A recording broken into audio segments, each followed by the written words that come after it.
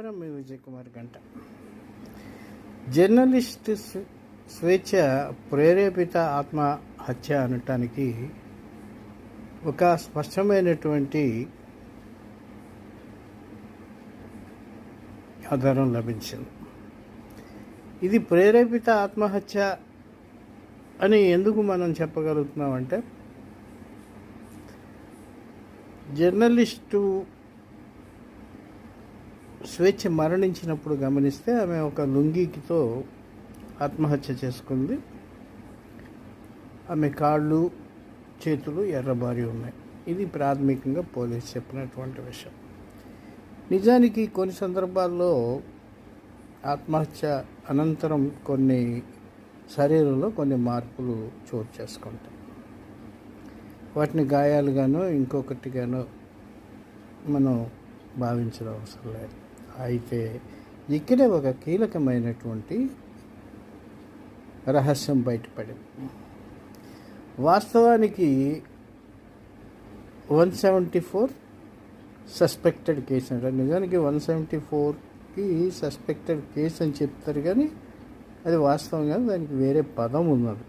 అంటే అక్కడ ఉన్నటువంటి సర్కమ్స్టెన్స్ని అనుమానిస్తారు కాబట్టి అనుమానాస్పద మృతి అని అంటారు.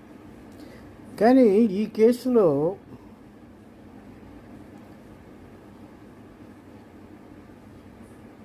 స్వేచ్ఛ ఉరివేసుకునే మరణించిందని చెప్పి వైద్యులు నిర్ధారిస్తూ మీడియాలకి వాయిస్ ఇవ్వటం చాలా దుర్మార్గం. ఇది చట్టాన్ని వయోలేట్ చేయటం. ఇంకో విషయం ఏంటంటే, ప్రేరేపిత ఆత్మహత్యలు జరిగే సందర్భాల్లో లేదా కొన్ని కేసుల్లో సహజీవనం చేసుకునేటువంటి కొన్ని కేసుల్లో ఇద్దరు భాగస్వాముల మధ్య తగాదాలు జరిగేటప్పుడు లేదా తగువులు జరిగినప్పుడు కొట్టకపోవచ్చు, కానీ కొన్ని విష ప్రయోగాలు జరిగేటువంటి అవకాశం కూడా లేకపోలేదు. మద్యం తాగించటమా లేదా ఇతర అంశాల. ఇక్కడ ఏం జరిగిందంటే,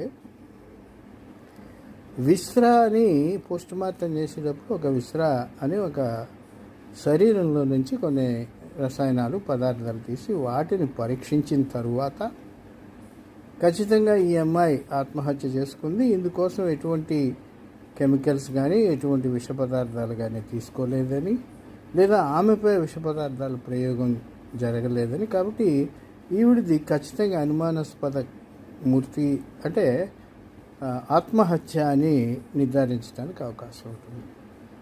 కానీ నివేదికను ముందే బయటపెట్టినటువంటి గాంధీ ఆసుపత్రి వైద్యుల్ని సుమోటోగా